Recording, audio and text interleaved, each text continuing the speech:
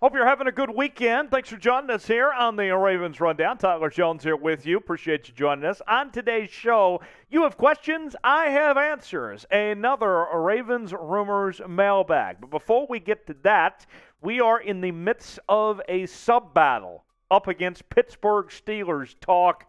And I got to say, they're beating us pretty good right now. Got to hold the line in the AFC North and show them who's boss, guys. Let's keep continuing to build this channel and try to catch up with those pesky Steelers. And for our mailbags here on the channel, the only way that you can be a part is if you are subscribed to the channel. So subscribe now to a Ravens Rundown if you haven't already. YouTube.com/RavensTV. Hit the red sub button, turn on those notifications. You can go to our community tab and submit your questions each and every week for the Ravens mailbag. Let's get started with today's show. The first question in the inbox this week comes from Kenny. Kenny Tornado wants to know, TJ, is Rashod Bateman a legit number one wide receiver? That's a very good question, Kenny. And for me, that kind of remains to be seen at this point. Look, Rashod Bateman looked solid last year in the time that we saw him play. He was injured for much of last season, but the Ravens seem to think that he's that guy because you moved on from Marquise Brown as well as Sammy Watkins, and you didn't bring in another receiver to replace those guys. And right now, you look at the wide receiver market of guys that are available, like Deebo Samuel, potentially DK Metcalf, among others. The Ravens haven't made a move there either. Here's the Ravens depth chart right now at the wide receiver position. Bateman's your number one guy. Then there is a drop-off there. Devin Duvernay, as well as James and Tylen, all those guys there are competing for that number two receiver spot. But this is clearly Bateman's number one starting job at this point. So I would say that the Ravens think he's the number one wide receiver, but for everyone else, that remains to be seen if he's really that guy or not. Thanks for the question, Kenny. Next one from the inbox comes from Henry. Henry wants to know, is there any reason to be concerned that J.K. Dobbins and Gus Edwards aren't back yet? So, at Ravens minicamp this past week, neither guy was available yet.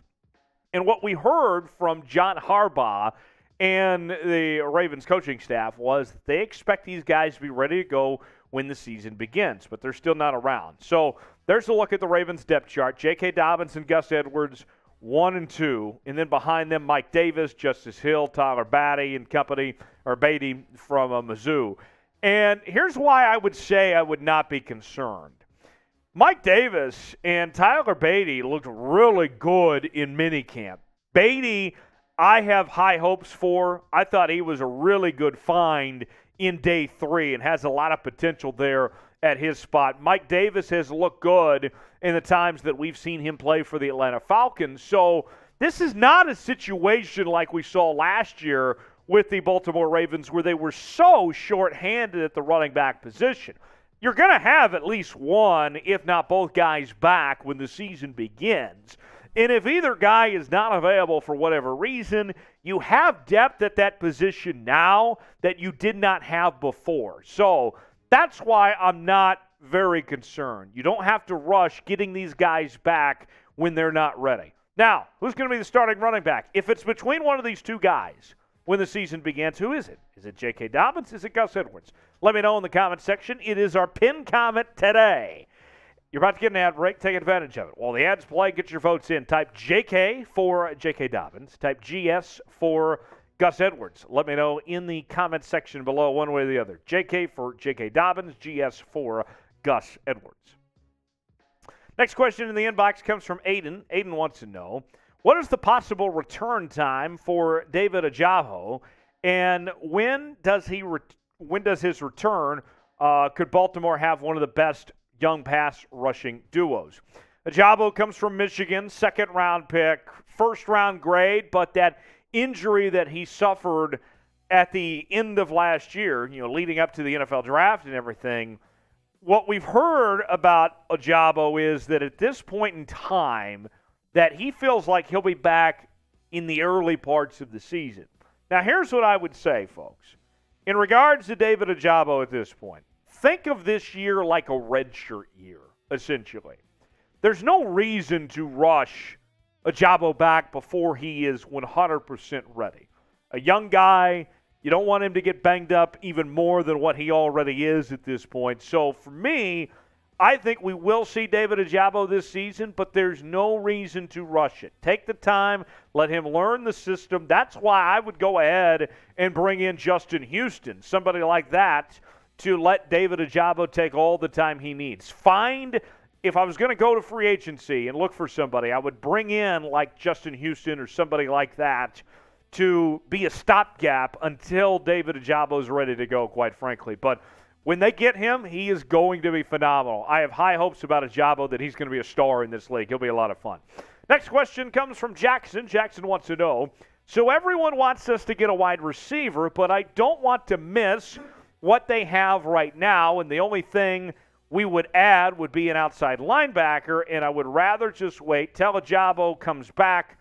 So do you think we're done? Because it low-key feels that way. So there's a lot to dissect from that question, and to put it in a nutshell, are they done making moves, the Ravens, at this point?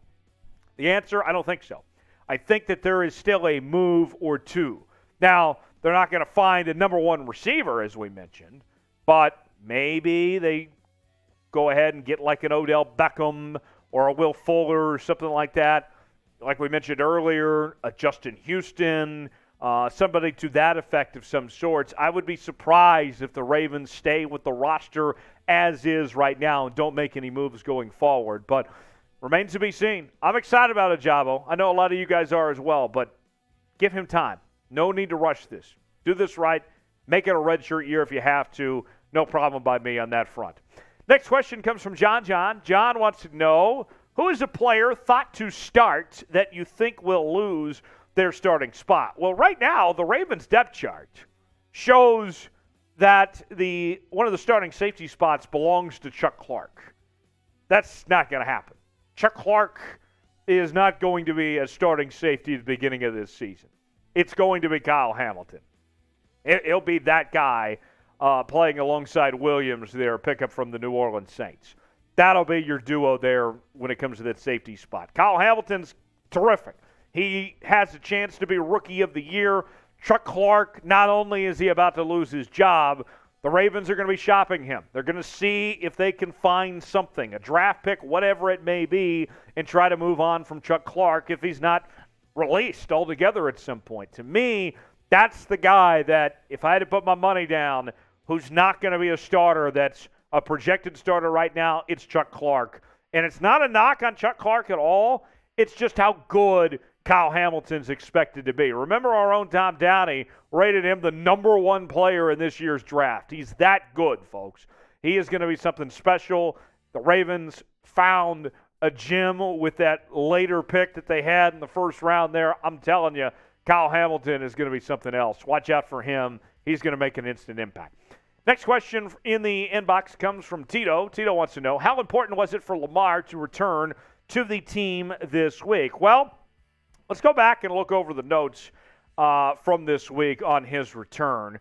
Back at team activities, added about 10 to 15 pounds of muscle this offseason, and we've seen that the offense is going to change a little bit under offensive coordinator Greg Roman. Same system for the most part, but they are going to dabble with some changes here and there. You have a young receiving core, as we mentioned. And the other thing besides all of that, for me, it's the chemistry. It's not letting the contract situation be a distraction, not having a holdout. Besides just Lamar Jackson getting the time with his young receivers and to adapt and learn the new elements of this offense, but you're not letting that contract situation get in the way. It's not going to be something that I think is talked about every day within this organization. What Lamar does with his money and all that, it looks like everything's going to get worked out, that there is not any type of, blood boiling over this, that there's no conflict over the contract. To me, that's the big deal about him being back, and that the contract conversations are going on, that there's not a conflict with it. To me, that's the biggest thing that is to the Ravens' advantage at this point. Now, the question becomes, can Lamar Jackson have a bounce-back year? coming off the worst season of his career, worst full season. Will he bounce back? I think so. And when Lamar Jackson is playing to his full potential, he is as electric as any player in the National Football League. So, let me know in the comment section. Bounce back year for Lamar. Type Y for yes. Type in for no if you think Lamar gets it done in 2022. Final question comes from Barry. Barry wants to know, how does the Deshaun Watson situation affect the Ravens, if it does at all? Well, here's how it affects the Ravens. At this point, Deshaun Watson could be facing a year-long suspension, and the Browns could be stuck throwing Jacoby Brissett out there. The Browns cannot make the playoffs with Jacoby Brissett as their starting quarterback. That can't happen. So, for the Ravens' sake, it helps their odds in the AFC North. Look, if Deshaun Watson plays 8 games, the Browns have a chance to make the playoffs. They do.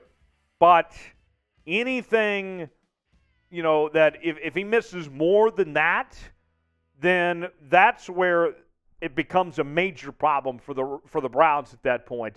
The Ravens, I think, are neck and neck with the Bengals. I have them winning the AFC North right now. But if Deshaun is gone longer, that could mean more wins and better chances at the division. That's how it affects the Ravens at this point in time. So for the Ravens' sake, obviously they want to see, Deshaun suspended as long as possible. We'll see what happens, but that's ultimately the effect is I think that the AFC North race, if you get Deshaun within 8 games, if he misses just 6 to 8, it's a wide open ball game. If he misses more than that, then it's a 2-team race in the AFC North between the Bengals and Ravens. Thanks for joining us today on the Ravens Rundown. We'll see you next time.